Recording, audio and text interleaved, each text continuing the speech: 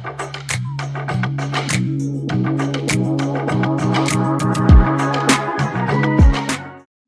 the air resistance is negligible, then what will be the sum of potential energy and kinetic energy of freely falling object? అంటే ఒక freely falling object అంటే స్వేచ్ఛగా పడిపోయే వస్తువు. అంటే ఒక ఆబ్జెక్ట్ మనం సర్టెన్ హైట్ కి తీసుకొని వెళ్ళి అట్లానే వదిలేస్తే, అంటే ఎట్లాంటి ఫోర్స్ అప్లై చేయకుండా, పైకి కిందకి ఎట్లాంటి ఫోర్స్ అప్లై చేయకుండా సడన్ గా అట్లా వదిలేస్తే ఆబ్జెక్ట్ అనేది కింద పడుతుంది ఆ వస్తువు. అప్పుడు దాన్ని స్వేచ్ఛగా పడిపోయే వస్తువు అంటారు. ఇక్కడ మనము ఎట్లాంటి ఎయిర్ రెసిస్టెన్స్ ఉండదని కన్సిడర్ చేస్తాం. అంటే దానికి ఒకవేళ వస్తువు బాగా బరువైంది అనుకోండి, ఎయిర్ ఉన్నా కూడా దాన్ని అడ్డుకోలేదు. లైట్ ఉన్న ఏ వస్తువు అనుకోండి, ఎయిర్ ఉంటే అడ్డుకుంటుంది. అలాంటి ఎయిర్ రెసిస్టెన్స్ కూడా అసలు లేదు. ఇలాంటప్పుడు sum of the potential energy and kinetic energy ఏమవుతుంది? ఆప్షన్స్ ఏమి ఇచ్చాడు? Endless, double the sum of potential energy, zero, constant. మనకి తెలిసిన విషయం ఏంటంటే law of conservation of energy. According to law of conservation of energy, దాని ప్రకారము total energy of a system or an object is constant. ఇది total energy ఎప్పుడు constant ఉంటుంది. For example ఈ డయాగ్రామ్ లో చూద్దాం. వస్తువు అనేది సర్టెన్ హైట్ కి తీసుకొని వెళ్ళినప్పుడు దాని పొటెన్షియల్ ఎనర్జీ ఎంత అవుతుందంటే దాని హైట్ మీద డిపెండ్ అయ్యి ఎంజీహెచ్ అవుతుంది. దాన్ని సడన్ గా ఇట్లా వదిలేసాం అనుకోండి, దాని ఇనిషియల్ వెలాసిటీ జీరో అవుతుంది. హాఫ్ ఎంవీ స్క్వేర్ ఫార్ములా కాబట్టి వి జీరో కాబట్టి కైనెటిక్ ఎనర్జీ వాల్యూ ఎంత? జీరో. అక్కడి నుంచి వస్తువు అనేది కింద పడుతూ వస్తుంది. లోయెస్ట్ పాయింట్ రీచ్ అయినప్పుడు హైట్ జీరో కాబట్టి పొటెన్షియల్ ఎనర్జీ జీరో అయిపోతుంది. Kinetic energy half MV square అవుతుంది. ఇక్కడ ఎంజీహెచ్ వాల్యూ ఎంత ఉందో ఇక్కడ హాఫ్ ఎంవీ స్క్వేర్ వాల్యూ అంతే ఉంటుంది. ఎందుకంటే ఈ పొటెన్షియల్ ఎనర్జీ అంతా కైనెటిక్ ఎనర్జీగా కన్వర్ట్ అవుతుంది.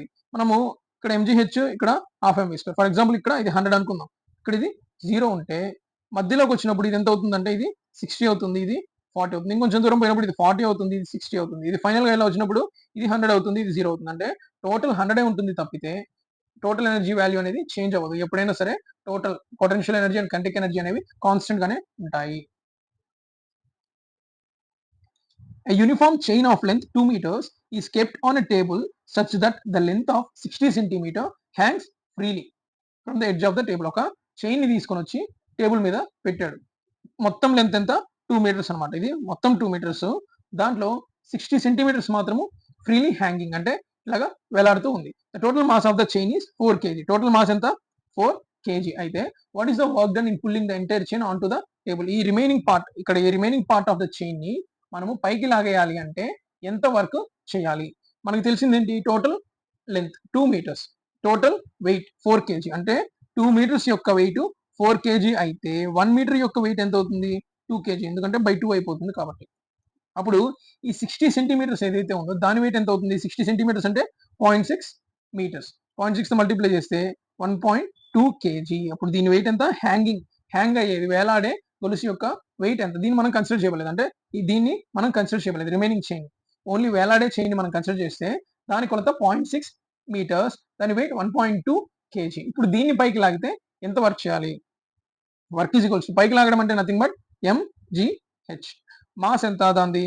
1.2 ఇంటూ జీ వాల్యూ ఎంత? 10 ఇంటూ హెచ్ హైట్ వాల్యూ ఎంత?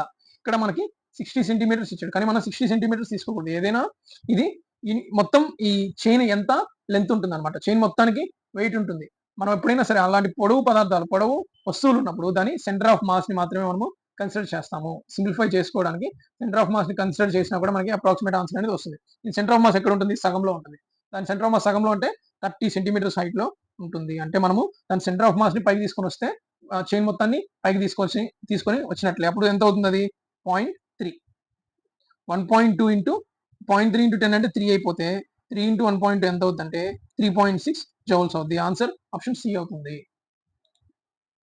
900 into 10⁶ joules of energy is consumed in a month in a house. ఒక ఇంట్లో ఒక నెలకి 900 ఇంటూ 10⁶ జౌల్స్ శక్తిని కన్జ్యూమ్ చేశారు, ఎలక్ట్రిసిటీని కన్జ్యూమ్ చేశారు. ఇది how much this energy is in the unit. అంటే ఒక యూనిట్ అంటే ఎన్ని యూనిట్లు, ఇది ఎన్ని యూనిట్లు అంటున్నారు. మనం మామూలుగా ఎలక్ట్రిసిటీకి 1 యూనిట్ అంటే అర్థం ఏంటంటే 1 unit is equals to 1 kilowatt hour. దీన్ని మనం జౌల్స్ లో కన్వర్ట్ చేసుకుందాం. అప్పుడు 1 యూనిట్ అంటే ఎన్ని జౌల్స్ మనం చెప్పగలిగితే తర్వాత వచ్చిన మనకి ఇక్కడ ఉన్న వాల్యూని వచ్చిన ఆన్సర్ తో మనము డివైడ్ చేస్తే మనకి టోటల్ ఎన్ని యూనిట్స్ కన్జ్యూమ్ అయ్యాయి అనే విషయాన్ని మనం చెప్పొచ్చు. 1 కిలో అంటే 1000, వాట్ అంటే joule per second, into hours అంటే 3600 సెకండ్స్. సెకండ్ క్యాన్సిల్ అయిపోతే ఇంకా మనకి ఏం మిగిలింది? జౌల్ మిగిలింది. అంటే ఎనర్జీ వాల్యూ మనకి వస్తుంది 3.6 ఇంటూ 00 5 zeros 0.6 కాబట్టి 10 పవర్, లేదా 3.6 వదిలేద్దాం, 36 ఇంటూ 10⁵ జౌల్స్ వస్తుంది. 1 unit is equals to 36 into 10 power 5 joules or 3.6 into 10 power 6 joules. 1 unit of current is equals to 1 kilowatt hour is equals to. ఇప్పుడు 900 into 10 power 6 by 36 into 10 power 5 చేస్తే 10 power 5 ఇది cancel అయిపోతుంది. ఇంక ఇక్కడ ఎంత మిగిలింది 1000. 9 1 జర్ 9 4 జర్ 4 1 జర్ 4 250 sir ఎంత అవుతుంది 250 units of energy has been consumed. Which of the following energy is always positive. అక్కడ 1 2 3 4 ఎనర్జీ ఇచ్చాడు, వీటిలో ఒకటి మాత్రం ఎప్పుడు పాజిటివ్ వాల్యూనే ఉంటుంది అన్నాడు.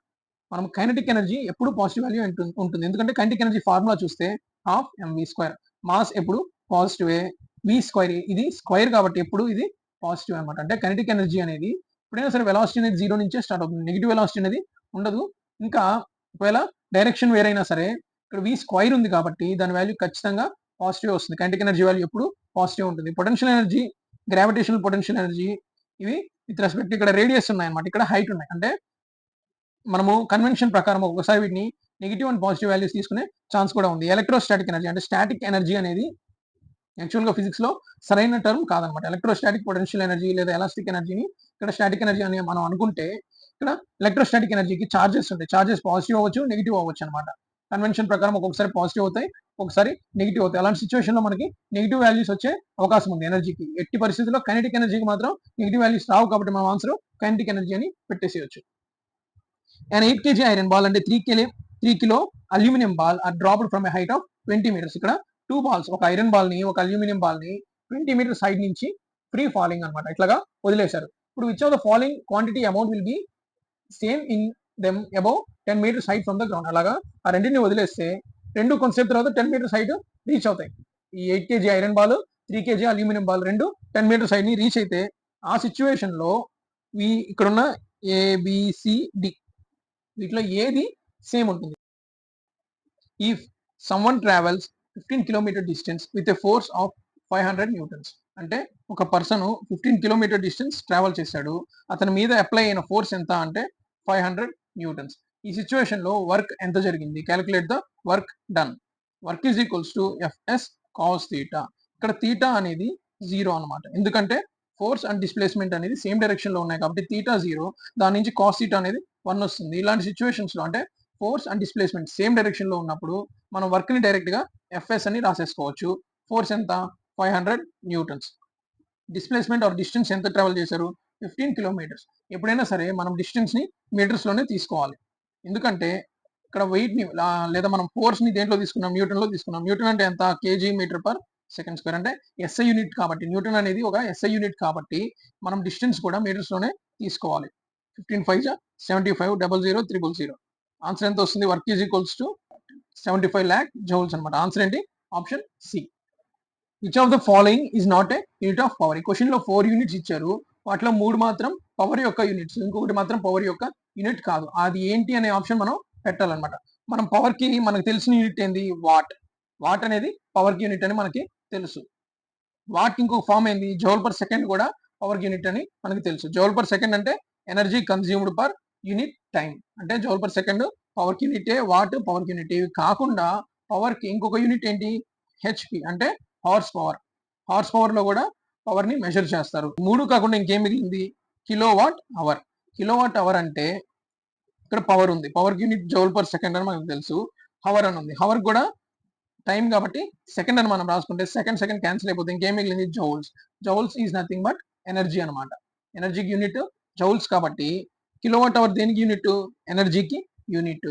అంటే వాట్ అంటే జౌల్ పర్ సెకండ్, ఎంత ఎనర్జీ కన్స్యూమ్ అయింది పర్ సెకండ్ అని మనం అనుకుంటే, మనము ఆ ఎనర్జీ కన్సంప్షన్ అనేది పర్ సెకండ్ కి తీసుకున్నప్పుడు ఇన్ని గంటల సేపు ఆ మిషన్ కానీ లేదా ఒక ఎక్విప్మెంట్ ఫ్యాన్ కానీ ట్యూబ్ లైట్ కానీ ఏదైనా రన్ అయితే అది ఎంత కన్జ్యూమ్ చేసింది ఎనర్జీ అని చెప్పేటప్పుడు ఇన్ని గంటల సేపు ఎంత ఎనర్జీ కన్జ్యూమ్ చేసింది అని చెప్పాలనుకుంటే మనము కిలోవాట్ అవర్ తీసుకుంటాము. 4 hours వరకు అయితే ఇంత ఎనర్జీ కన్జ్యూమ్ చేసింది, 5 hours వరకు అయితే ఇంత ఎనర్జీ కన్జ్యూమ్ చేసింది.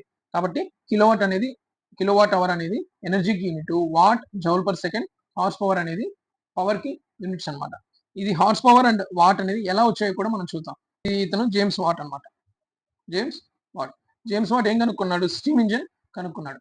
ఆ టైంలో స్టీమ్ ఇంజిన్ కనుక్కోక ముందు ఏం వాడేవాళ్ళంటే హార్సెస్ వాడేవాళ్ళు. హార్సెస్ వాడే వాళ్ళని స్టీమ్ ఇంజిన్ కొనడానికి కన్విన్స్ చేయడానికి వాట్ ఏం చేశాడంటే వాళ్ళకి అర్థం కాదు. ఒక ఇంజిన్ అనేది ఎట్లా పనిచేస్తుంది అనే విషయం వాళ్ళకి అర్థం కాదు. ఎంత పవర్‌ఫుల్ అనేది వాళ్ళకి అర్థం కాదు. వాళ్ళకి అర్థమయ్యే విషయం ఏంటంటే ఒక హార్స్ అనేది ఎట్లా పనిచేస్తుంది. ఒక హార్స్ అనేది ఎంత వెయిట్ లోడ్‌ని తీసుకోగలుగుతుంది. హార్స్ అనేది ఎంత స్పీడ్‌తో పరిగెత్తగలుగుతుంది. ఈ విధంగా అతను కామన్ పీపుల్‌కి ఎట్లా ఎక్స్‌ప్లెయిన్ చేసేవాడంటే, ఈ స్టీమ్ ఇంజిన్ అనేది ఒక 10 హార్సెస్‌తో సమానం. ఈ స్టీమ్ ఇంజిన్‌కి నువ్వు ఫుడ్ పెట్టాల్సిన అవసరం లేదు. ఈ స్టీమ్ ఇంజిన్ రెస్ట్ తీసుకోవాల్సిన అవసరం లేదు. కాబట్టి 1 steam engine is equals to ఒక 10 horse power or 20 horse power ఇట్లాగా చెప్పేవాడన్నమాట. ఈ విధంగా హార్స్ పవర్ అనే టర్మ్ కూడా పవర్‌కి యూనిట్‌గా వస్తూ వచ్చింది. Mohan having a mass of 40 KG climbs 50 steps in 10 seconds. Mohan ఏం చేశాడు? 10 సెకండ్‌లో 50 స్టెప్స్ ఎక్కేసాడు. ఒక్కొక్క స్టెప్ యొక్క హైట్ ఎంత అంటే 15 సెంటీమీటర్స్. అప్పుడు మోహన్ ఎంత పవర్ కన్జ్యూమ్ చేశాడో కనుక్కోండి అని చెప్తున్నాడు అనమాట. Power is equals to energy per unit time. Energy అంటే ఇక్కడ మోహన్ స్టెప్స్ ఎక్కాడు కాబట్టి ఈ సిచ్యువేషన్ లో మనం కన్సిడర్ చేయాల్సింది పొటెన్షియల్ ఎనర్జీ. ఎందుకంటే మోహన్ యొక్క హైట్ చేంజ్ అయింది. ఎంత చేంజ్ అయింది? ఒక్కొక్క స్టెప్ 15 సెంటీమీటర్స్ ఇంటూ 50 చేంజ్ అయింది. మోహన్ యొక్క మాస్ ఎంత? 40, జీ వాల్యూ కాన్స్టెంట్ 10, హైట్ ఎంత? 50 steps into 15 centimeters by time ఎంత? 10 సెకండ్స్. ఎప్పుడైనా సరే మనము హైట్ అనేది ఇక్కడ మీటర్స్ లో తీసుకోవాలి, వెయిట్ అనేది కేజెస్ లో తీసుకోవాలి. కాబట్టి ఇక్కడ సెంటీమీటర్స్ ఉంది కాబట్టి నేను దాన్ని 10⁻³ గా రాస్తాను. దాన్ని కిందకి తెచ్చుకుంటే ఏమవుతుంది? 10⁻³ కాదు, 10⁻² కిందకి తెచ్చుకుంటే 10 స్క్వేర్. 10s 3 zeros క్యాన్సిల్ అయిపోతాయి. మనకి ఏం మిగులుతుంది? 4 5 20, 20 15 300 వాట్ ఈస్ ద ఆన్సర్. తను కన్జ్యూమ్ చేసిన పవర్ ఎంత? 300 watts. If a girl with a weight of 40 newtons climbs on the rope for 20 seconds. ఈమె 20 సెకండ్స్ పాటు ఓ రోప్ ఎక్కింది with the power of 160 watts. ఆమె అప్లై చేసిన పవర్ ఎంత అంటే 160 వాట్స్. అప్పుడు which height will she reach అంటే ఎంత హైట్ ఆమె రీచ్ అవుతుంది? ఆమె వెయిట్ 40 న్యూటన్ అని ఇచ్చాడు. సేమ్ పవర్ కి ఫార్ములా ఏంటి? Potential energy. ఇక్కడ హైట్ కాబట్టి పొటెన్షియల్ ఎనర్జీ డైరెక్ట్ గా తీసుకున్నాను బై టైం. మనకి మాస్ ఇవ్వలేదు, వాడు డైరెక్ట్ గా వెయిట్ ఇచ్చేసాడు. అంటే మాస్ గ్రావిటేషనల్ కాన్స్టెంట్ ని మల్టిప్లై చేసి డైరెక్ట్ గా వెయిట్ ఇచ్చేసాడు. ఎంతంట? 40 న్యూటన్స్. ఈ క్వశ్చన్ ప్రకారము ఆమె మాస్ ఎంత అంటే 4 kgs అనమాట. G10 కాబట్టి. కానీ 4 kgs ఉన్న వాళ్ళు రియల్ వరల్డ్ లో ఉండరు, కానీ ప్రాబ్లం అలా ఇచ్చాడు కాబట్టి మనం అలానే చేద్దాం. హైట్ ఎంత తెలీదు, మనం కనుక్కోవాలి. పవర్ ఎంత? 160 వాట్స్. టైం ఎంత? 20 సెకండ్స్. 0 0 cancel, 2 2 cancel, 80. అప్పుడు ఎంత హైట్ అతను ఆమె రీచ్ అయింది అంటే 80 మీటర్స్. మనం యూనిట్స్ కరెక్ట్ గా తీసుకున్నాం కాబట్టి మనకు ఆన్సర్ మీటర్ లోనే వచ్చింది. 80 వచ్చింది కాబట్టి అదే పెట్టేస్తాం అనమాట. Which energy of the wind does a windmill use? Windmill కి విండ్ తగులుతుంది. ఆ విండ్ తగలడం వల్ల విండ్ మిల్ అనేది తిరుగుతుంది. తిరిగి విండ్ మిల్ ఏం చేస్తుంది? ఎలక్ట్రికల్ ఎనర్జీ అనేది ప్రొడ్యూస్ చేస్తుంది. సరే, అట్లా అయితే ఇక్కడ విండ్ అనేది ఏ ఎనర్జీని విండ్ మిల్ కి కన్వర్ట్ చేసింది అంటే, విండ్ నుంచి ఒక ఎనర్జీ వచ్చి విండ్ మిల్ కి తగిలితే అది రొటేషనల్ ఎనర్జీకి కన్వర్ట్ అయింది. అంటే విండ్ మూవ్ అవుతూ వచ్చింది, మూవ్ అవుతూ వచ్చి విండ్ మిల్ కి తగిలింది. విండ్ అనేది స్పీడ్ గా వస్తే విండ్ మిల్ అనేది ఎక్కువ తిరుగుతుంది. విండ్ అనేది స్లోగా వస్తే విండ్ మిల్ అనేది తక్కువ తిరుగుతుంది. అంటే విండ్ యొక్క వెలాసిటీ మీద డిపెండ్ అయి ఉంటుంది విండ్ మిల్ యొక్క రొటేషన్ అనేది. విండ్ యొక్క వెలాసిటీ మీద డిపెండ్ అయ్యే ఎనర్జీ ఏంటి అంటే హాఫ్ mv². దీన్ని ఏమంటాం మనము? కైనెటిక్ ఎనర్జీ అంటాము. కాబట్టి విండ్ అనేది which energy of the wind does windmill use అంటే విండ్ యొక్క కైనెటిక్ ఎనర్జీని విండ్ మిల్ యూజ్ చేసుకొని రొటేషనల్ ఎనర్జీగా కన్వర్ట్ చేస్తుంది. ఆ రొటేషనల్ ఎనర్జీ అనేది ఫర్దర్ ఎలక్ట్రికల్ ఎనర్జీగా కన్వర్ట్ అయ్యి మనకి యూజ్ అవుతుంది. Answer is option B. If the work done is zero the angle between force and displacement is what? Work formula ఏంటి? Work is equals to F S cos theta. ఇక్కడ ఈ situation లో force ఉంది, displacement ఉంది, కానీ ఇక్కడ angle కి సంబంధించిన టర్మ్ మాత్రం జీరో అయితేనే మనకి నెట్వర్క్ అనేది జీరో వస్తుంది. కాస్ థీటా ఎప్పుడు జీరో అవుతుంది? థీటా ఈజ్ ఈక్వల్స్ టు 90 అయినప్పుడు cos theta is equals to zero అవుతుంది. అప్పుడు F into S into zero. కాబట్టి వర్క్ ఎంత వస్తుంది? జీరో. అంటే వర్క్ జీరో అవ్వాలంటే కాస్ థీటా జీరో అవ్వాలి. కాస్ థీటా జీరో అవ్వాలంటే థీటా 90 ఉండాలి. అంటే ఫోర్స్ డిస్ప్లేస్మెంట్ అనేది 90 డిగ్రీస్ యాంగిల్లో ఉన్నప్పుడు ఆబ్జెక్ట్ మీద నెట్ వర్క్ అనేది జీరో జరుగుతుంది. అంటే ఆబ్జెక్ట్ ఎటు మూవ్ అవ్వదు. అంటే ఫోర్స్ కానీ డిస్ప్లేస్మెంట్ చేయాల్సిన డైరెక్షన్ కి 90 డిగ్రీస్ లో అప్లై చేస్తే హారిజంటల్ డైరెక్షన్ లో ఎలాంటి మూమెంట్ అనేది ఉండదు. అదే ఫోర్స్ కానీ హారిజంటల్ గా అప్లై చేస్తే వర్టికల్ డైరెక్షన్ లో ఎలాంటి మూమెంట్ అనేది ఉండదు. కాబట్టి వర్క్ అనేది జీరో అయిపోతుంది. Work done on an object is 56 joules. ఒక వస్తువు మీద 56 జౌల్స్ వర్క్ చేస్తే ఫోర్స్ ఎంత అప్లై చేశారు? 7 న్యూటన్. డిస్ప్లేస్మెంట్ ఎంత? ఇక్కడ రివర్స్ లో అడిగాడు అనమాట. నార్మల్ గా work is equals to F S cos theta. కానీ ఎప్పుడైనా సరే వాడు యాంగిల్ ఇవ్వనప్పుడు మనం థీటాని ఇగ్నోర్ చేయొచ్చు. ఎందుకంటే ఇక్కడ ఫోర్స్ అండ్ డిస్ప్లేస్మెంట్ అనేవి సేమ్ డైరెక్షన్ లో జరిగినప్పుడు థీటా జనరల్ గా జీరో అయిపోతుంది. కాస్ θ 1 అయిపోతుంది. అప్పుడు వర్క్ అనేది ఎఫ్ఎస్ అయిపోతుంది. దాని నుంచి డిస్ప్లేస్మెంట్ ఎంత? Work by force. వర్క్ ఎంత? 56 జౌల్స్, 7 న్యూటన్స్. ఆన్సర్ ఎంత? 8 meters. Option C. A horizontal force of 10 newtons displaces an object of 5 kg to a distance of 2 meters. అంటే ఒక ఆబ్జెక్ట్ 5 kg వెయిట్ ఉన్న ఆబ్జెక్ట్ ని 2 మీటర్ డిస్టెన్స్ ని జరిపింది. ఎంత force? 10 Newton force. ఇక్కడ వెయిట్ అనేది మనకి అవసరం లేదు. వస్తువు యొక్క బరువుతో మనకి సంబంధం లేదు. ఎందుకంటే work is equals to force into distance మాత్రమే. కాబట్టి మనకు అసలు వెయిట్ తో సంబంధం లేదు. అప్పుడు వర్క్ ఎంత అవుతుంది? Force into distance equal to 20 newtons. Sorry 20 joules. Answer ఏంటి? Option A. Which of the following is not a characteristic of work అన్నారు. అంటే ఇక్కడ వర్క్ కి ఫార్ములా ఇచ్చాం. ఏంటి? Force into displacement. ఫోర్స్ అనేది ఒక వెక్టర్. ఫోర్స్ కి మ్యాగ్నిట్యూడ్ ఉంటుంది, డైరెక్షన్ ఉంటుంది. అంటే ఫోర్స్ కి వాల్యూ ఉంటుంది. ఆ ఫోర్స్ ఏ డైరెక్షన్ అప్లై అయింది అనే విషయం కూడా మనం కన్సిడర్ చేస్తాం. అలానే డిస్ప్లేస్మెంట్ కి మ్యాగ్నిట్యూడ్ ఉంటుంది, అంటే వాల్యూ ఉంటుంది, అంటే ఏ డైరెక్షన్ లో అప్లై అయింది. డిస్టెన్స్ వేరు, డిస్ప్లేస్మెంట్ వేరు. Distance is a scalar, displacement is a vector. Displacement అనేది ఏ డైరెక్షన్ లో డిస్ప్లేస్ అయింది ఒక వస్తువు, ఏ డైరెక్షన్ లో మూవ్ అయింది అనే విషయాన్ని మనం కన్సిడర్ చేస్తాం. ఈ రెండు వెక్టార్స్ అనమాట. ఎప్పుడైనా సరే రెండు వెక్టార్స్ ని మల్టిప్లై చేసినప్పుడు, డాట్ మల్టిప్లికేషన్ అంటారు వెక్టార్స్ లో, ఇలా మల్టిప్లై చేసినప్పుడు నెట్ ఆన్సర్ ఎప్పుడైనా సరే స్కేలార్ వస్తుంది. అంటే వర్క్ అనేది ఇక్కడ స్కేలార్ అనే విషయం మనకు అర్థమవుతుంది. కాబట్టి వర్క్ కి మ్యాగ్నిట్యూడ్ ఉంటుంది కానీ డైరెక్షన్ అనేది ఉండదు. ఇక్కడ ఆప్షన్స్ లో work has only magnitude, work has a direction ఇచ్చాడు, కానీ వర్క్ కి డైరెక్షన్ ఉండదు, మ్యాగ్నిట్యూడ్ ఉంటుంది. ఇంకొక ఆప్షన్ ఇచ్చాడు, for doing work it is necessary to apply A force on an object. ఖచ్చితంగా ఒక వస్తువు మీద పని జరగాలి అంటే ఖచ్చితంగా ఫోర్స్ అప్లై చేస్తేనే వర్క్ అనేది జరుగుతుంది. నెక్స్ట్ ఆ వస్తువు మూవ్ అయితేనే వర్క్ డన్ అనేది సెటన్ వాల్యూ ఉంటుంది, లేకపోతే నెట్వర్క్ డన్ అనేది 0 అవుతుంది. ఖచ్చితంగా ఈ మూడు కరెక్ట్ అనమాట. కానీ ఇక్కడ అడిగిన క్వశ్చన్ ఏంటి? Not a characteristic of work. ఇది రాంగ్ కాబట్టి మనం ఇక్కడ ఆన్సర్ ఏ పెట్టాలన్నమాట. అది వర్క్ యొక్క లక్షణం కాదు. If the work done is negative, then what will be the angle between force and displacement?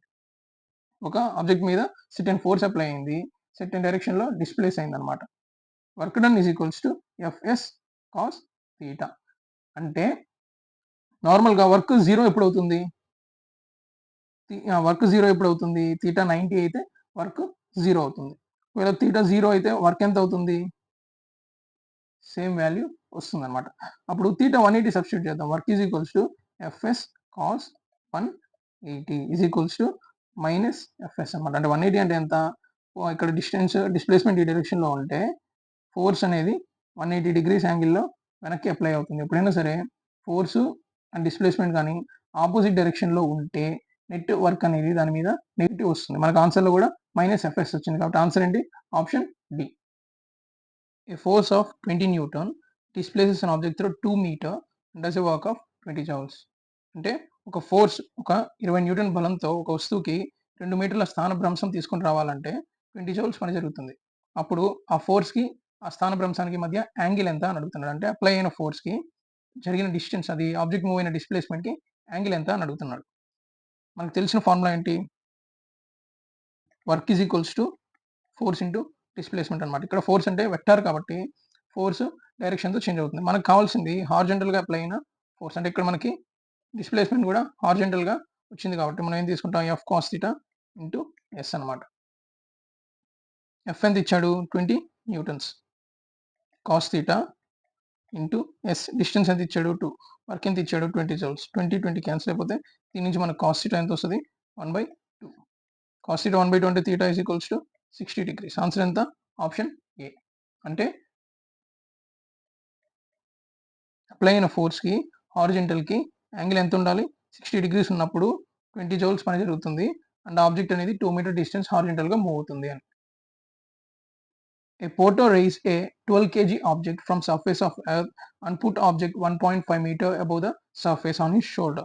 Calculate the work done on the object. అంటే ఒక కూలివాడు భూమి ఉపరితలం నుండి 12 కిలోల వస్తువును పైకి లేపాడు, తన భుజాల మీద పెట్టుకున్నాడు. 1.5 మీటర్స్ హైట్ లో తన భుజాల మీద పెట్టుకున్నాడు అనమాట. వస్తువుపై చేసిన పని ఎంత? ఎప్పుడైనా సరే వర్క్ అనేది ఇక్కడ అతను కన్జ్యూమ్ చేసిన ఎనర్జీ అనమాట.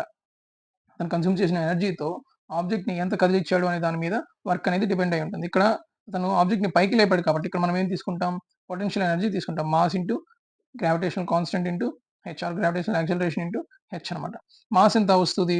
12 ఇంటూ జీ ఎంత? 10. 9.8 యాక్చువల్ గా, కానీ మనం రౌండ్ ఫిగర్ 10 తీసుకుంటాం. హెచ్ ఎంత 1.5 మీటర్స్. 12 ఇంటూ 15 ఎంత అవుతుంది? 12 10 120, 12 5 60. ఆన్సర్ ఎంత? 180 జౌల్స్ వర్క్ అనేది ఇక్కడ జరిగింది. Answer option C. The work done to increase speed of a car from 5 meter per second to 10 meter per second. The weight of the car is 800 kg. 5 meter second నుంచి 10 కి పెంచాడు speed ని. Wait ఎంత? 800 kg అనమాట. Work done ఎంత? Same work done is equals to ఇక్కడ car యొక్క speed increase అయింది. ఎప్పుడైనా స్పీడ్ ఇంక్రీజ్ అయితే అది చేసిన వర్క్ దేనిగా కన్వర్ట్ అవుతుంది? కినెటిక్ ఎనర్జీగా కన్వర్ట్ అవుతుంది. Work is equals to half into car యొక్క వెయిట్ ఎంత? 800 v2 square minus v1 square అంటే 10 square minus 5 square. Half into 800 10 square అంటే 100 మైనస్ 25 75 టు 400 సార్. వర్క్ ఎంత అవుతుంది? 475 సార్. ఎంత? 300 ఈక్వల్ టు 30 కిలో జౌల్స్ అనమాట. అంటే 30 ఇంటూ 10 క్యూబ్ జౌల్స్ కాబట్టి దాన్ని 30 కిలో జౌల్స్గా మనం రాసుకున్నాం. An object of 1 kg raised 10 meter above the surface of the earth. Then work done by gravitational force will be what? అంటే ఒక ఆబ్జెక్ట్ బరువు ఎంత? 1 kg. దీన్ని 10 మీటర్స్ హైట్ పైకి లేపారు. అప్పుడు గ్రావిటేషనల్ ఫోర్స్ చేసిన వర్క్ ఎంత అన్నాడు. గ్రావిటేషనల్ ఫోర్స్ ఎప్పుడైనా సరే కిందకి యాక్ట్ అవుతూ ఉంటుంది. వర్క్ ఈజ్ ఈక్వల్స్ టు అది పైకి జరిపాడు కాబట్టి పొటెన్షియల్ ఎనర్జీకి కన్వర్ట్ అవుతుంది. మాస్ ఎంత అన్నాడు? 1 kg ఇంటూ జీ వాల్యూ ఎంత? 9.8 ఇంటూ హెచ్ హైట్ 10 మీటర్స్ అనమాట. ఆన్సర్ ఎంత? 98 జౌల్స్. ఇక్కడ 98 జౌల్స్ ఉంది, మైనస్ 98 జౌల్స్ ఉంది. మనం ఇక్కడ మాట్లాడింది ఏంటంటే గ్రావిటేషనల్ ఫోర్స్ పర్ఫామ్ చేసిన వర్క్ ఎంత అని. యాక్చువల్గా ఈ ఆబ్జెక్ట్ ని లిఫ్ట్ చేసిన పర్సన్ పర్ఫామ్ చేసిన వర్క్ అంటే ప్లస్ 98 చే తీసుకుంటాము. గ్రావిటేషనల్ ఫోర్స్ ఆపోజిట్ యాంగిల్లో ఆపోజిట్ డైరెక్షన్ లో వర్క్ అవుతుంది కాబట్టి మైనస్ 98 చే తీసుకుంటాం. Answer is option D. Work done by a man standing on a platform of height 2 meter holding 10 kg suitcase for 1 hour is what? అంటే ఒక వ్యక్తి ఒక 2 metre height ఉన్న ప్లాట్ఫామ్ మీద ఒక గంట పాటు ఒక సూట్ కేస్ ని పట్టుకొని నిలబడ్డాడు. అతను ఎంత పని చేశాడు? జనరల్ గా మనం బై మిస్టేక్ ప్రాబ్లమ్ స్పీడ్ గా చేసినప్పుడు ఎంజీహెచ్ ఫార్ములా యూజ్ చేసే ప్రమాదం ఉంది. కానీ ఇక్కడ వర్క్ ఫార్ములా ఏంటంటే ఫోర్స్ ఇంటూ డిస్ప్లేస్మెంట్. ఇక్కడ ఫోర్స్ అనేది ఆ వస్తువు యొక్క బరువు, కానీ ఇక్కడ డిస్ప్లేస్మెంట్ అనేది 0. ఎందుకంటే సూట్ కేసుని అతను ఇటు కదిలించలేదు, అలా పట్టుకొని అలానే ఉన్నాడు. ఎప్పుడైనా సరే ఫోర్స్ ఇంటూ డిస్ప్లేస్మెంట్ లో ఒకటి 0 అయిపోయింది కాబట్టి వర్క్ ఎంత అవుతుంది? 0 అవుతుంది. ఆన్సర్ ఏంటి? Option B. Kinetic energy formula ఏంటి? Half MV square. వెలాసిటీ అనేది చేంజ్ అవుతుంది. మాస్ అనేది ఆల్రెడీ ఇక్కడ 8.3. మాస్ అనేది రెండింటికి వేరు కాబట్టి ఎట్టి పరిస్థితుల్లో ఈ రెండింటి యొక్క కెనెటిక్ ఎనర్జీస్ సేమ్ అవ్వవు. అలానే పొటెన్షియల్ ఎనర్జీలో కూడా ఎంజీహెచ్ ఉంది కాబట్టి మాస్ రెండింటికి సేమ్ కాదు కాబట్టి హైట్ అనేది 10 మీటర్స్ అప్పుడు సేమే. జీ ఎప్పుడైనా సరే సేమ్ గానే ఉంటుంది. మాస్ అనేది ఒకటే కాదు కాబట్టి ఎట్టి పరిస్థితుల్లో ఇది కూడా సేమ్ కాదు. మొమెంటమ్ కి ఫార్ములా ఏంటి? P is equals to MV. ఇది కూడా మాస్ టర్మ్స్ లో ఉంది కాబట్టి ఇది కూడా సేమ్ కాదు. ఇంకా మిగిలింది ఏంటంటే యాక్సలరేషన్. అంటే యాక్సలరేషన్ అంటే ఇక్కడ గ్రావిటేషన్ వల్ల దానికి వచ్చే యాక్సలరేషన్. ఎప్పుడైనా సరే గ్రావిటేషనల్ యాక్సలరేషన్ ఏ ఆబ్జెక్ట్ అయినా సరే, అది ఐరన్ బాల్ కైనా సరే, 8 kg ఐరన్ బాల్ కైనా సరే, 100 kg ఐరన్ బాల్ కైనా సరే, 3 kg అల్యూమినియం బాల్ కైనా సరే, ఒక ఫెదర్ కైనా సరే, దేనికైనా సరే గ్రావిటేషన్ వల్ల వచ్చే యాక్సలరేషన్ అనేది కాన్స్టెంట్ గా ఉంటుంది. 9.8 మీటర్ పర్ సెకండ్ స్క్వేర్. ఇది ఎప్పుడు కాన్స్టెంట్ వాల్యూనే. అంటే ఏ ఆబ్జెక్ట్ అయినా ఫ్రీ ఫాల్ వేస్తే అన్ని ఒకేసారి వచ్చి భూమి మీదకి పడతాయి. కానీ రియల్ సిచ్యువేషన్ లో అలా ఎందుకు జరగదంటే ఎయిర్ ఉంటుంది కాబట్టి ఒక్కొక్క వస్తువుకి ఒక్కొక్క టైప్ ఆఫ్ రెసిస్టెన్స్ ఉంటుంది కాబట్టి ఒక్కొక్కటి డ్రాగ్ వల్ల, ఎయిర్ డ్రాగింగ్ వల్ల ఒకటి స్లో అయిపోతుంది, ఒకటి స్పీడ్ అవుతుంది. ఒకవేళ ఈ ఎయిర్ డ్రాగ్ కానీ మనం కన్సిడర్ చేయకపోతే రెండు ఒకే టైంలో డిఫరెంట్ వెయిట్స్ ఉన్నాయి. ఒక 1000 కిలో ఉన్న ఒక ఏనుగు కానీ, ఒక 50 కిలో ఉన్న ఒక మనిషి కానీ ఒక బిల్డింగ్ మీద నుంచి దిగితే ఇద్దరు ఒకేసారి కిందకి నేలని తాగుతారు. ఎందుకంటే జీ వాల్యూ ఎప్పుడు సేమ్ కాబట్టి ఆ యాక్సలరేషన్, వాళ్ళకి వచ్చే యాక్సలరేషన్ అనేది ఎప్పుడు సేమ్ ఉంటుంది. B is the answer. If the momentum of an object is tripled, its kinetic energy becomes what? అంటే మొమెంటమ్ అంటే ఒక మూవింగ్ ఆబ్జెక్ట్ ఎంత ఫోర్స్ మూవ్ అవుతుంది అని చెప్పేదే momentum. P is equals to M V అయితే కెనెటిక్ ఎనర్జీ ఫార్ములా ఏంటి? Half M V square. Momentum triple అయితే కెనెటిక్ ఎనర్జీ ఎంత అవుతుంది? ఫస్ట్ మనం కెనెటిక్ ఎనర్జీకి మొమెంటమ్ కి రిలేషన్ తీసుకుని వద్దాం. M into kinetic energy is equals to half M square V square. అంటే రెండు పక్కల ఎంతో మల్టిప్లై చేస్తే ఇది ఎం స్క్వేర్ అవుతుంది, వి స్క్వేర్ అవుతుంది. M V whole square is nothing but P square అవుతుంది. దీని నుంచి K E is equals to half P square by M. మనకి మొమెంటమ్ కి కైనెటిక్ ఎనర్జీకి రిలేషన్ వచ్చింది. ఇప్పుడు ఏమన్నాడు? Final kinetic energy, final momentum ఎంతొచ్చింది? ట్రిపుల్ అయింది. మొమెంటం ట్రిపుల్ అయింది. ఇప్పుడు Ke2 ఎట్లా కనుక్కుంటాం మనము? Ke2 is equals to half of ఇప్పుడు వచ్చిన మొమెంటం ఎంత? 3p whole square by m. అంటే ఇనిషియల్ మొమెంటం p అయితే ఫైనల్ మొమెంటం 3p అయింది. దీన్ని హాఫ్ 3 స్క్వేర్ అంటే 9 p square by m. 9 into 1/2 p square by m. This is nothing but initial kinetic energy. అంటే final kinetic energy అనేది 9 times of original kinetic energy ఉంది. Answer ఏంటి? Option C. The kinetic energy of an object is 120 J. ఒక వస్తువు యొక్క గతిశక్తి 120 joules. దాని యొక్క ద్రవ్యరాశి 15 కేజెస్. మాస్ ఎంత? 15 కేజెస్. దాని యొక్క మాస్ ఇచ్చాడు, కైనెటిక్ ఎనర్జీ ఇచ్చాడు, వెలాసిటీ కనుక్కోమన్నాడు. ఇది డైరెక్ట్ గా మనం కైనెటిక్ ఎనర్జీ ఫార్ములా వేసుకొని కనుక్కోవచ్చు. ఇక్కడ మనం ఆప్షన్స్ అబ్జర్వ్ చేసినట్లయితే ఏబిసిడి 4 ఆప్షన్స్ ఇచ్చారు. వెలాసిటీ కనుక్కోమన్నాడు. వెలాసిటీ యూనిట్ ఏంటి? Meter per second. Meter per second దేంట్లో ఉంది? బి. డైరెక్ట్ గా మనం మీటర్ పర్ సెకండ్ ఆన్సర్ ఉన్న ఆప్షన్ పెట్టేసేయచ్చు. ఫార్ములా ప్రకారం కనుక్కుంటే half mv square equal to KE అయితే 15/2 v square is equals to 120. 15 1s are 15 8s are v is equals to √16 equal to ఎంత? 4 వచ్చేసింది. మనకి ఈ ప్రాబ్లంలో యూనిట్ తెలిసి ఉండాలి. యూనిట్ తెలిస్తేనే మనం ఆన్సర్ పెట్టగలుగుతాం. ఎందుకంటే అన్ని ఆప్షన్స్ 4 ఇచ్చాడు. If the velocity of an object becomes twice that of its initial velocity, then its kinetic energy becomes n times of its initial kinetic energy. Then what would be the value of n? అంటే ఒక వస్తువు, for example ఈ diagram లో చూస్తే ఒక baseball player v వెలాసిటీతో వచ్చిన ball ని hit చేశాడు. అప్పుడు దాని వెలాసిటీ అనేది డబుల్ అయింది. ఇప్పుడు దీని కినెటిక్ ఎనర్జీ అనేది n టైమ్స్ అవుతుంది అన్నాడు. ఇలాంటప్పుడు n వాల్యూ ఎంతో కనుక్కోమన్నాడు. మనకి కైనెటిక్ ఎనర్జీకి ఫార్ములా ఏంటి అంటే హాఫ్ mv స్క్వేర్. ఇక్కడ కైనెటిక్ ఎనర్జీ ఎన్ని టైమ్స్ అయింది? n టైమ్స్ అయింది. హాఫ్ m వెలాసిటీ ఎన్ని టైమ్స్ అయింది? 2 టైమ్స్ అయింది. 2v whole square. 2 స్క్వేర్ అంటే 4 into half mv square. 4 into half mv square అంటే ఎంత? Nothing but initial kinetic energy. ఇప్పుడు nke is equals to 4ke. ke cancel పోతే n value ఎంత? 4. Answer ఏంటి? Option B. Mechanical energy minus kinetic energy equal to what? Mechanical energy అంటే the total energy an object has due to both its motion and its position. అంటే వస్తువుకి దాని motion వల్ల and దాని position వల్ల ఉండే టోటల్ ఎనర్జీ. అంటే motion దాని మూమెంట్ వల్ల ఉండే ఎనర్జీ మనం ఏమంటాం? కైనెటిక్ ఎనర్జీ అంటాం. దాని పొజిషన్ వల్ల అది ఎక్కడ ఏ లొకేషన్ లో ఉంది, ఎంత హైట్ లో ఉంది, ఎంత డిస్టెన్స్ మూవ్ అయింది అని దానికి ఉండే ఎనర్జీని ఏమంటాం? Potential energy. అంటే డిస్టెన్స్ బేస్ చేసుకుని ఉండేది పొటెన్షియల్ ఎనర్జీ. దాని మోషన్ దాని వెలాసిటీని బేస్ చేసుకుని ఉండేది కైనెటిక్ ఎనర్జీ.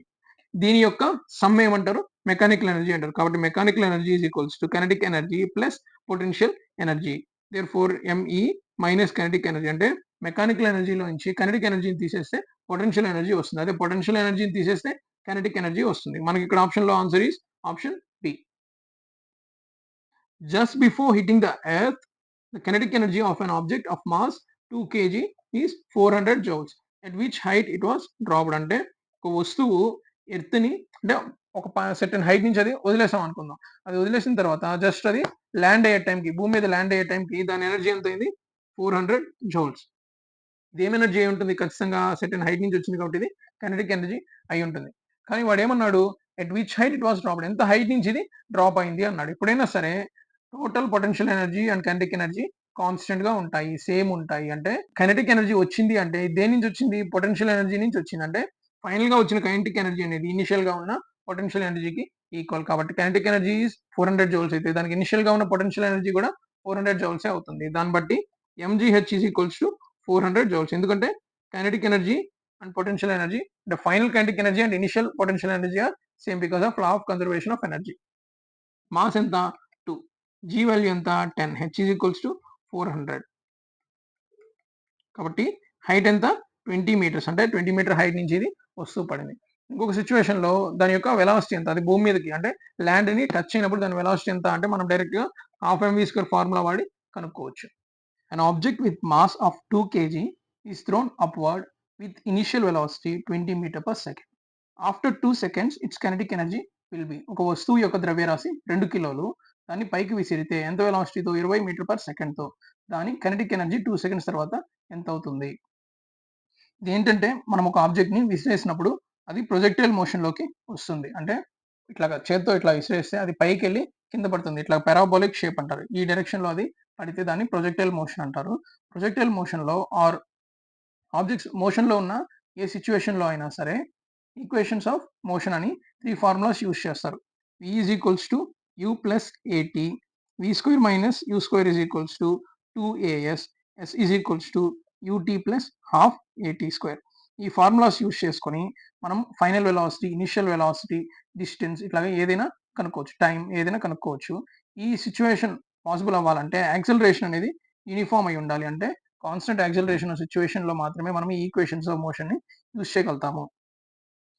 ప్రెజెంట్ ఈ ప్రాబ్లమ్‌లో మనం కైనెటిక్ ఎనర్జీ కనుక్కోవాలి కాబట్టి మనం final velocity of the object కనుక్కుంటాం ఆఫ్టర్ 2 సెకండ్స్. అలాంటప్పుడు మనం యూజ్ చేయాల్సిన formula V is equals to U plus AT. U value ఎంత అంటే 20 మీటర్ పర్ సెకండ్ అని ఇచ్చాడు. యాక్సెలరేషన్ వాల్యూ ఎప్పుడైనా సరే కాన్స్టెంట్‌గా ఉంటుంది. అది 10. కానీ ఈ సిట్యుయేషన్‌లో ఆబ్జెక్ట్ అనేది పైకి మూవ్ అవుతుంది. అంటే పైకి మూవ్ అయ్యేటప్పుడు యాక్సెలరేషన్ మైనస్ తీసుకోవాలి. కిందకి మూవ్ అయ్యేటప్పుడు ప్లస్ తీసుకోవాలి. కాబట్టి -10 ఇంటూ 2 సెకండ్స్. ఆన్సర్ ఎంత అవుతుంది? 20 - 20 0. అంటే 2 సెకండ్స్ తర్వాత ఆబ్జెక్ట్ హైయెస్ట్ పొజిషన్ రీచ్ అవుతుంది. అప్పుడు దాని వెలాసిటీ ఫైనల్ వెలాసిటీ 0 అవుతుంది. ఫైనల్ వెలాసిటీ 0 అయింది అంటే దాని యొక్క కైనెటిక్ ఎనర్జీ కూడా ఎంత అవుతుంది? కైనెటిక్ ఎనర్జీ V మీద డిపెండ్ అవుతుంది కాబట్టి కైనెటిక్ ఎనర్జీ కూడా 0 అవుతుంది. What is the wrong statement about kinetic energy? Kinetic energy గురించి ఒక రాంగ్ స్టేట్మెంట్. ఇక్కడ 4 ఆప్షన్స్ ఇచ్చాడు. దీంట్లో రాంగ్ స్టేట్మెంట్ ఏది అని కనుక్కోమన్నాడు. During static state the energy contained in the object is called kinetic energy. Static state అంటే ఏంటి? అసలు కదలకుండా ఉంటే, ఒక ఆబ్జెక్ట్ కదలకుండా ఉంటే దానికి కైనెటిక్ ఎనర్జీ ఉండదు. కానీ ఇక్కడేమన్నాడు? Energy contained in the object is kinetic energy అన్నాడు. కాబట్టి ఇది రాంగ్ ఆప్షన్ అన్నమాట. రిమైనింగ్ ఆప్షన్స్ చూద్దాం. The energy received by an object based on its speed is known as kinetic energy. ఒక వస్తువు యొక్క వేగం ద్వారా దానికి వచ్చే శక్తిని ఏమంటారు? గతి శక్తి అంటారు. ఇది నిజమే. ఎందుకంటే KE is equals to half MV square. కింద ఆప్షన్‌లో డైరెక్ట్‌గా ఆ ఫార్ములాని ఇచ్చేసాడు. ఇది కూడా కరెక్ట్ ఆప్షనే. కాబట్టి వెలాసిటీ మీద ఆర్ స్పీడ్ మీద డిపెండ్ అయి ఉంటుంది కాబట్టి దానివల్ల వచ్చే ఎనర్జీ కైనెటిక్ ఎనర్జీ అంటారు.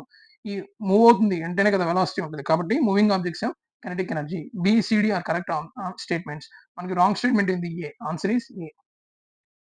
If the kinetic energy of an object becomes 256 times that of its initial value, then the new linear momentum will be.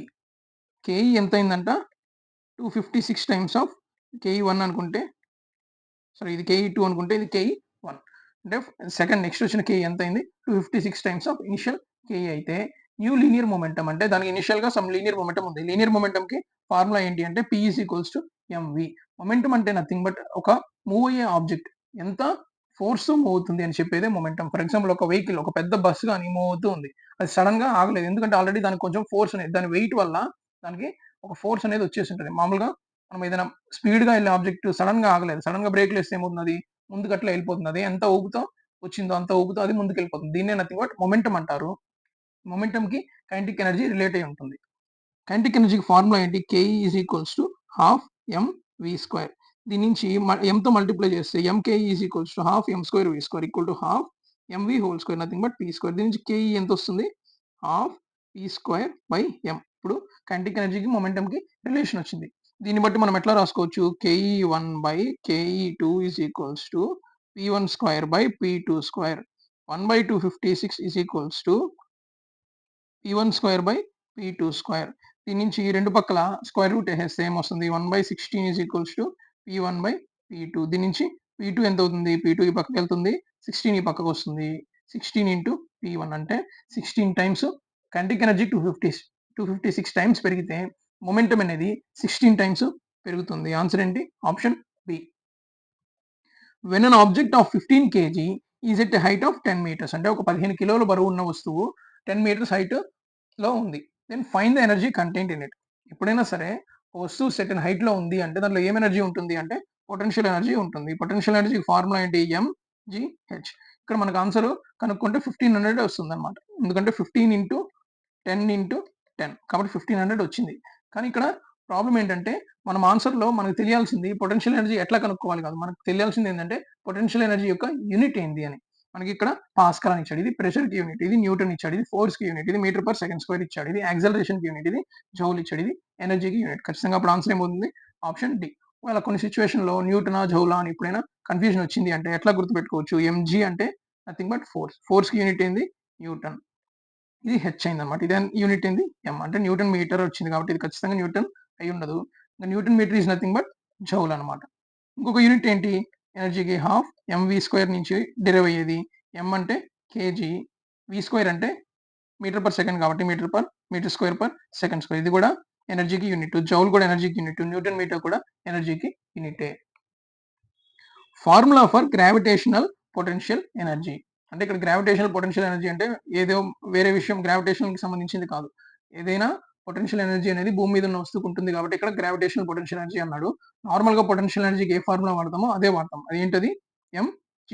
ఇక్కడ గ్రావిటేషనల్ పొటెన్షియల్ ఎనర్జీ అనగానే మనం కన్ఫ్యూజ్ అయిపోయి క్యాపిటల్ G అంటే గ్రావిటేషనల్ కాన్స్టెంట్ కాబట్టి అది పెట్టేయకూడదు. Gravitational constant value ఎంత అంటే G is equals to 6.674 into 10⁻11 newton meters per KG square. ఇది ఓన్లీ ఒక కాన్స్టెంట్ వాల్యూ. ఇది నాట్ ఓన్లీ ఎర్త్కే కాదు, ఏ ప్లానెటరీ ఆబ్జెక్ట్ అయినా దేనికైనా సరే గ్రావిటేషనల్ కాన్స్టెంట్ అనేది సేమ్ ఉంటుంది. ఎక్కడైనా సరే ఇది సేమ్ ఉంటుంది. ఇది చాలా చిన్న వాల్యూ. ఇది మనం వాడే గ్రావిటేషనల్ యాక్సలరేషన్ కి లింక్ అయి ఉంటుంది. ఏ ఫార్ములా ద్వారా? G is equals to gm/r². ఓకేనా? కాబట్టి ఆన్సర్ మిస్టేక్ లో సి పెట్టొద్దు. ఎప్పుడైనా సరే బి. గ్రావిటేషనల్ పొటెన్షియల్ ఎనర్జీ అయినా సరే మనం ఏం పెట్టాలి? U is equals to mgh or P is equals to m small g h.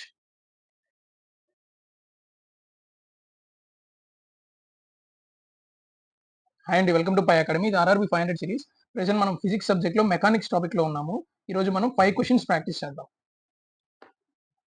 2 steel balls of mass 5 kg and 10 kg have same kinetic energy. Which ball is moving fast? అంటే రెండు బంతులు 5 కిలోలు and 10 kilos. రెండు బంతులకి ద్రవ్యరాశి వేరు ఉన్నాయి. రెండిటికి ఒకే గతి శక్తి ఉంది. రెండిటికి కినెటిక్ ఎనర్జీ సేమ్ ఉంది. అప్పుడు ఆ రెండిట్లో ఏది వేగంగా కదులుతుంది అని అడిగాడు అనమాట. ఇక్కడ మనకి డయాగ్రామ్ లో చూసుకుంటే ఒకటి 5 kg, ఇంకోటి 10 kg. కినెటిక్ ఎనర్జీ సేమ్ అంటే మనము KE1 is equals to KE2. Kinetic ఎనర్జీకి ఫార్ములా ½ mv² కాబట్టి ½ m1v1² equal to ½ m2v2². m1 ఎంత? 5 ఇంటూ ½ క్యాన్సిల్ అయిపోతే v1² ఈక్వల్ టు m2 ఎంత? 10 v2². 5 1s are 5 2s are. v1/v2 is equals to √2/1.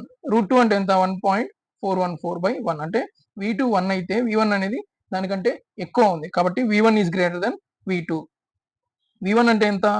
5 kg mass ఉన్న ball యొక్క velocity అనమాట. కాబట్టి answer ఏంటి? 5 kg ball is moving fast. ఎప్పుడైనా సరే మాస్ తక్కువ ఉంటే వెలాసిటీ ఎక్కువ ఉంటుంది, మాస్ ఎక్కువ ఉంటే వెలాసిటీ తక్కువ ఉంటుంది కైనెటిక్ ఎనర్జీ సేమ్ ఉన్నప్పుడు. కాబట్టి మనం డైరెక్ట్ గా మాస్ తక్కువ ఉన్న దానికి వెలాసిటీ ఎక్కువ ఉంటుందని పెట్టేసేయచ్చు ప్రాబ్లమ్ సాల్వ్ చేయకుండానే.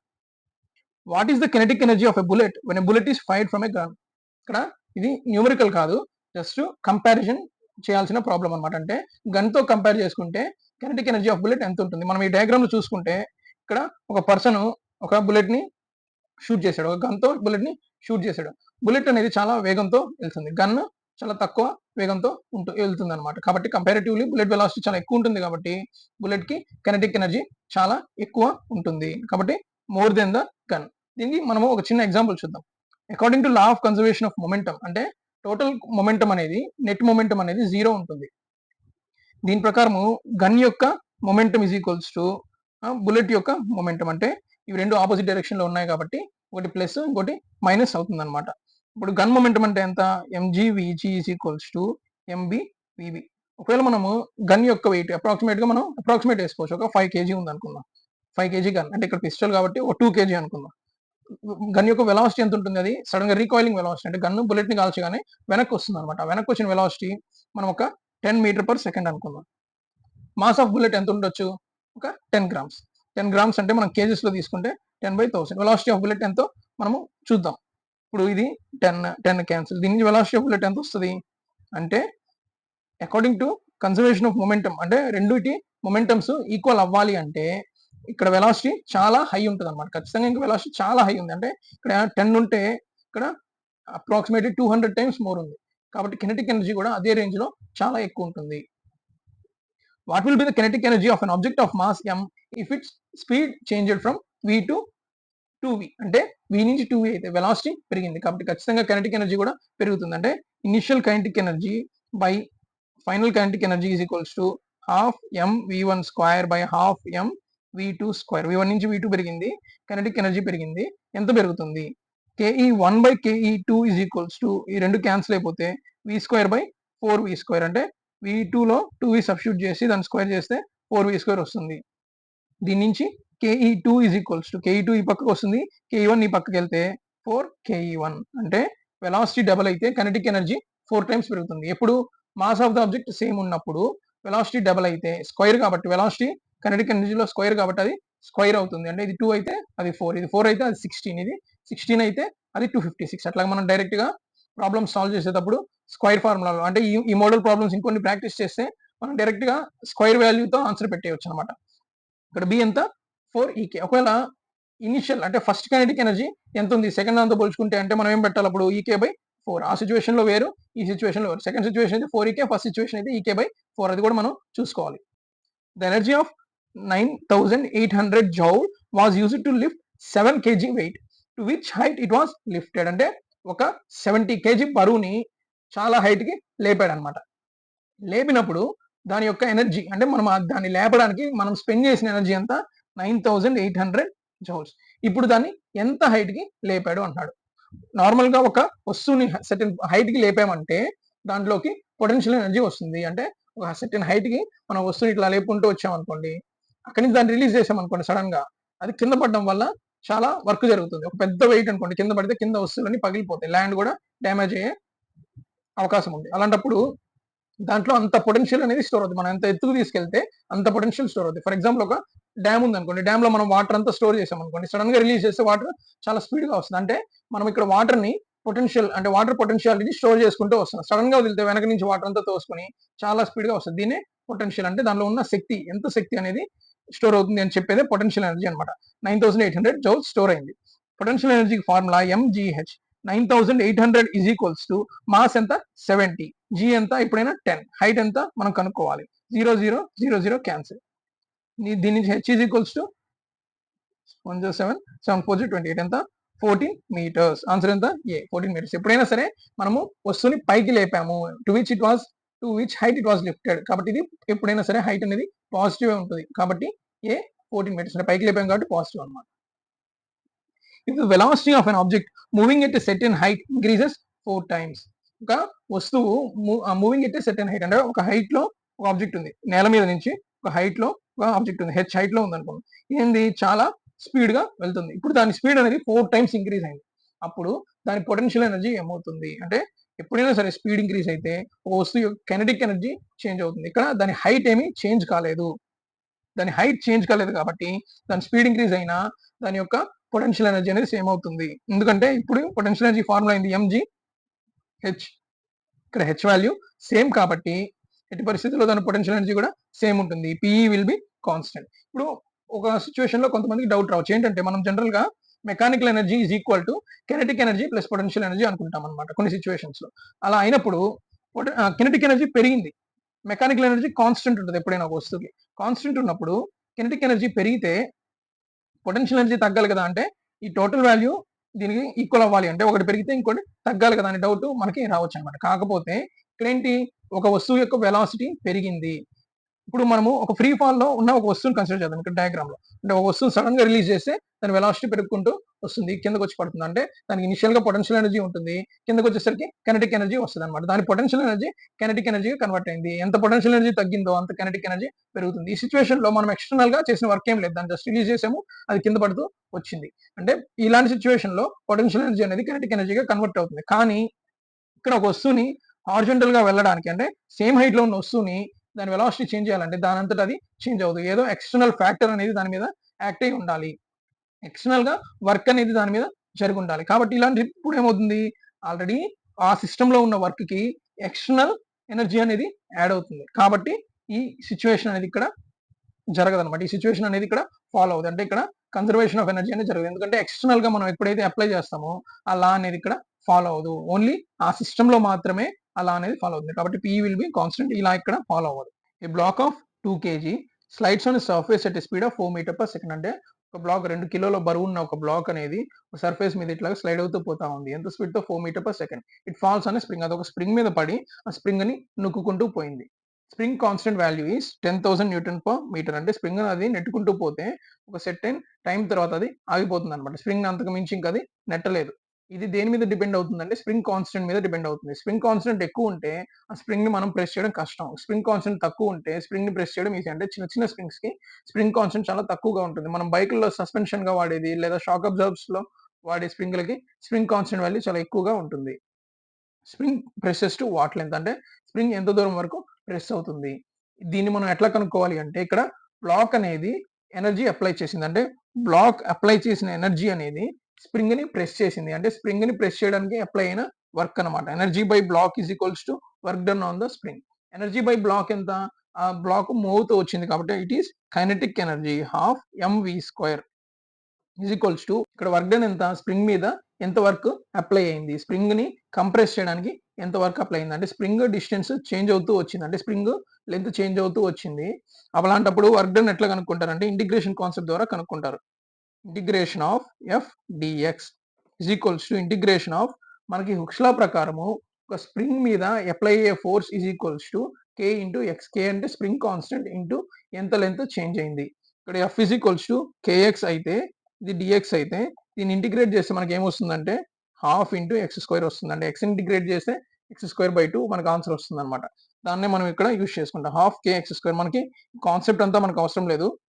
మనం గుర్తుపెట్టుకోవాల్సింది ఏంటి అంటే అప్లై అయిన ఎనర్జీ బ్లాక్ మూవ్ అవుతూ వచ్చింది కైనెటిక్ ఎనర్జీ జరిగిన వర్క్ స్ప్రింగ్ మీద జరిగే work is equals half KX square. రెండు సిమిలర్ ఫార్ములాస్ కాబట్టి ఈజీగా మనం గుర్తుపెట్టుకోవచ్చు. హాఫ్ మాస్ ఎంత 2, వెలాసిటీ ఎంత 4, దాని స్క్వేర్ చేస్తే 16, హాఫ్ కే ఎంత 10,000 spring constant into X square. Half of cancel పోతే 2 into 16/10,000 equal to X square. అంటే 10,000 ఈ పక్కకు వచ్చింది. స్క్వేర్‌ని ఆ పక్కకు పంపిస్తే √2 ఇంటూ 4/100 ఈక్వల్ టు ఎక్స్ అనమాట. √2 అంటే ఎంత? 1.414. 1.4 అనుకుంటే 4 ఇంటూ 1.4 ఎంత అవుతుంది? 5.6. దీన్ని బట్టి X is equals to 0.056 centimeters meters or 5.6 centimeters. ఓకేనా? 5.6 సెంటీమీటర్స్‌కి approximate answer is D. Measurement of mass of an object is called measurement of what? అంటే ఒక వస్తువు యొక్క మాస్ అనేది దేనికి కొలమానం? ఎప్పుడైనా సరే ఒక వస్తువు యొక్క ద్రవ్యరాశి అనేది దాని యొక్క ఇనర్షియాకి కొలమానం ఆర్ జడత్వము. ఇనర్షియా అంటే అకార్డింగ్ టు న్యూటన్స్ ఫస్ట్ లా. ఇది న్యూటన్స్ ఫస్ట్ లాకి సంబంధించిన క్వశ్చన్ అన్నమాట. న్యూటన్స్ ఫస్ట్ లా ఏంటి? An object in motion continues to be in motion. An object it rest continuous to be at rest. అంటే వస్తువుకి ఆగి ఉన్న వస్తువుకి కదలడం ఇష్టం ఉండదు. అది దాన్ని కదల్చడం అనేది కష్టము. కదులుతున్న వస్తువుని ఆపడం అనేది కష్టము. ఎందుకంటే ప్రతి వస్తువుకి ఇనర్షియా ఉంటుంది. జడత్వం ఉంటుంది. దానికి చేంజ్ అనేది ఇష్టం ఉండదు. అంటే మోషన్‌లో ఆర్ రెస్ట్‌లో చేంజ్ అనేది జరగదు. అంటే దాని యొక్క ప్రాపర్టీ అన్నమాట ఇది. ఒక వస్తువుకి మాస్ ఎక్కువ ఉందనుకోండి. ఇక్కడ ఈ సిట్యుయేషన్‌లో ఈ మీర్కేట్ అనేది హిప్పోపోటామస్‌ని పుష్ చేసుకుంటూ పోతా ఉంది. ఒక హిప్పోపోటామస్ బరువు చాలా ఎక్కువ ఉంటుంది కాబట్టి ఆ మీర్కేట్ అనేది దాన్ని స్టార్టింగ్‌లో మూవ్ చేయడం కష్టం. ఈ ట్రాలీని మూవ్ చేయడం కష్టం. కొంతసేపు తర్వాత దాని శక్తినంతా ఉపయోగించి ఆ ట్రాలీని మూవ్ చేస్తుంది. మూవ్ చేసుకుంటూ పోతే ఇప్పుడు అది మూవ్ అవుతున్నప్పుడు దీన్ని మళ్ళీ ఆపడం అనేది అంతే కష్టం అన్నమాట. ఎందుకంటే దీనికి హిప్పోపోటామస్‌కి మాస్ ఎక్కువ ఉంది కాబట్టి దానికి ఇనర్షియా అనే ప్రాపర్టీ కూడా ఎక్కువగా ఉంటుంది. ఇనర్షియా ఎక్కువ ఉంటుంది కాబట్టి దాన్ని ఆపడమైనా కష్టమే, రన్నింగ్‌లోకి తేవడమైనా కష్టమే. అంటే మాస్ అనేది ఇనర్షియా మీద డిపెండ్ అయి ఉంటుంది. ఇంకొన్ని సార్లు మనము మొమెంటం అండ్ స్పీడ్‌ని ఇక్కడ ఆన్సర్‌గా పెట్టకూడదు. ఎందుకంటే మొమెంటం గూడా వస్తువు మూవ్ అయ్యేటప్పుడు వచ్చేది మొమెంటం అన్నమాట. మొమెంటం ఫార్ములా ఏంటి? ఎంవి. ఇక్కడ మొమెంటం అనేది మాస్ మీద మాత్రమే కాదు, వెలాసిటీ మీద కూడా డిపెండ్ అయింది. కానీ ఇనర్షియా మాత్రం ఓన్లీ మాస్ మీద మాత్రమే డిపెండ్ అయ్యి ఉంటుంది. కాబట్టి ఆన్సర్ ఏంటి? Inertia. The rate of change of momentum of an object is proportional to the applied unbalanced force in the direction of force. దీన్ని nothing but Newton's second law of motion అంటారు. According to Newton's second law of motion force is equals to M A. The rate of change of momentum. Rate of change of momentum అంటే ఏంటి? M into V by T. అంటే ఇక్కడ M V అంటే momentum ఎంత రేట్‌తో change అవుతుంది? By T time.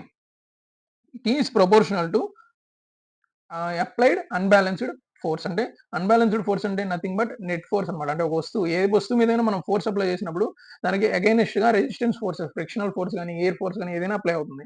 ఇదంతా కలుపుకొని నెట్ ఫోర్స్ ఎంతైతే అప్లై అయితే నెట్ ఫోర్స్ ఏం చేస్తది? అప్లై అయిన ఫోర్స్ అనేది ఆబ్జెక్ట్‌ని మూవ్ చేస్తది. ఆబ్జెక్ట్‌కి యాక్సెలరేషన్ ఇస్తది. కాబట్టి force is equals to mass into acceleration. Acceleration is nothing but V by T. MV అంటే మొమెంటం. పి బై టీ అన్నమాట. అంటే మనం ఫోర్స్ అప్లై చేస్తే దాని యొక్క మొమెంటం అనేది చేంజ్ అవుతుంది. ఈ ఫార్ములానే ఏమంటారంటే Newton's first law of motion అంటారు. At any moment the acceleration of a rocket is proportional to nth power of velocity. అంటే ఒక రాకెట్ యొక్క యాక్సలరేషన్ అనేది వెలాసిటీ nth పవర్‌కి ప్రపోర్షనల్ అన్నాడు. అలాంటప్పుడు దాని యొక్క వాల్యూ ఎంత? ఇక్కడ వాల్యూ ఎంత అయితే ఈ రిలేషన్ అనేది కరెక్ట్ అవుతుంది అంటున్నాడన్నమాట. ఒక రాకెట్ ఎట్లా మూవ్ అవుతుంది? రాకెట్ లోపల గ్యాసెస్‌ని బర్న్ చేస్తే ఆ గ్యాసెస్ అనేయి కిందకి థ్రస్ట్ అప్లై చేస్తాయన్నమాట. రాకెట్ ఈక్వేషన్ ఇక్కడ ఉంది చూడండి ఒకసారి. Rocket equation is equals to velocity into dm/dt. ఇక్కడ v అంటే బయటకొచ్చిన గ్యాసెస్ ఎగ్జాస్ట్ నుంచి బయటకొచ్చిన గ్యాసెస్ ఎంత వెలాసిటీతో బయటకొచ్చాయి.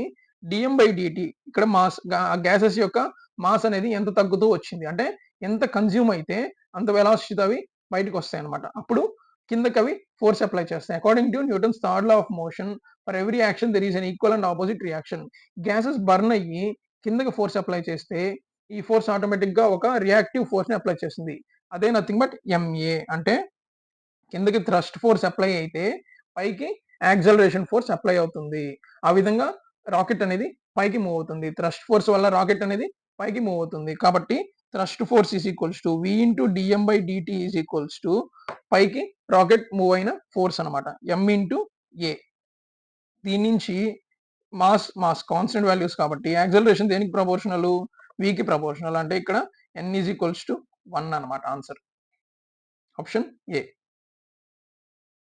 If we move the tree branch fast then some of the leaves get detached from the tree. అంటే ఒక చెట్టుని మనము స్పీడ్‌గా ఇట్లా ఊపితే, చెట్టు కొమ్మని మనము స్పీడ్‌గా ఊపితే కొన్ని ఆకులని కింద పడిపోతాయి. దీనికి కారణం ఏంటి అంటున్నాడు. అంటే మనం చెట్టు కొమ్మను ఊపాం. ఆకుల్ని మనం డైరెక్ట్‌గా ఎటువంటి ఫోర్స్ అప్లై చేయలేదు. ఏమవుతుందంటే ఆకులు ఇనీషియల్‌గా రెస్ట్‌లో ఉన్నాయి. According to Newton's first law, an object in rest wants to be at rest. An object in motion continues to be in motion. అంటే ఇక్కడ ఆకులు ఇనీషియల్‌గా రెస్ట్‌లో ఉన్నాయి కాబట్టి దానికున్న ఒక ప్రాపర్టీ ఏంటి అంటే ఇనర్షియా.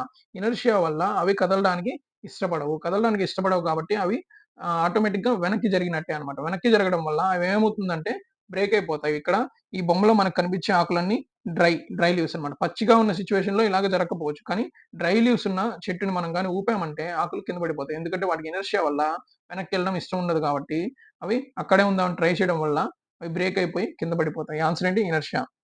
ఇనర్షియా మీద ఇంకొక కాన్సెప్ట్ ఏంటి? మనం ఒక క్లాత్‌ని క్లీన్ చేయాలంటే ఏం చేస్తాం? ఇట్లాగా విదిలిస్తాం. విదిలిచ్చినప్పుడు క్లాత్‌లో ఉన్న డస్ట్ పార్టికల్స్ అనేయి ఇనీషియల్‌గా రెస్ట్ పొజిషన్‌లో ఉన్నాయి కాబట్టి అవి అలానే ఉందామని ట్రై చేస్తాయి. క్లాత్ ఏమో సెపరేట్ అయిపోతుంది. ఇది కూడా ఇనర్షియా మీద ఒక ఎగ్జాంపుల్ అన్నమాట. ఇంకా మనము బస్‌లో స్పీడ్‌గా మూవ్ అయ్యేటప్పుడు సడెన్‌గా బ్రేక్ ఏస్తే బస్ ఇనీషియల్‌గా ముందుకు మూవ్ అవుతూ ఉంది. మన బాడీ కూడా బస్‌తో పాటు ముందుకు మూవ్ అవుతా ఉంది. సడెన్‌గా బస్ ఆగిపోయింది. మన బాడీ మాత్రము ఇనర్షియా వల్ల an object at motion continues to be in motion కాబట్టి మనము ముందుకు పడిపోతాము. ఇలాంటి ఎగ్జాంపుల్స్ ఇనర్షియా మీద ఒక 6 ఆర్ 7 ఎగ్జాంపుల్స్ ఉంటాయి. ఇవి మనం నేర్చుకుంటే ఆర్ఆర్‌బీ గ్రూప్ డి ఎగ్జామ్‌లో ఇవి మనకి పనికొస్తాయి.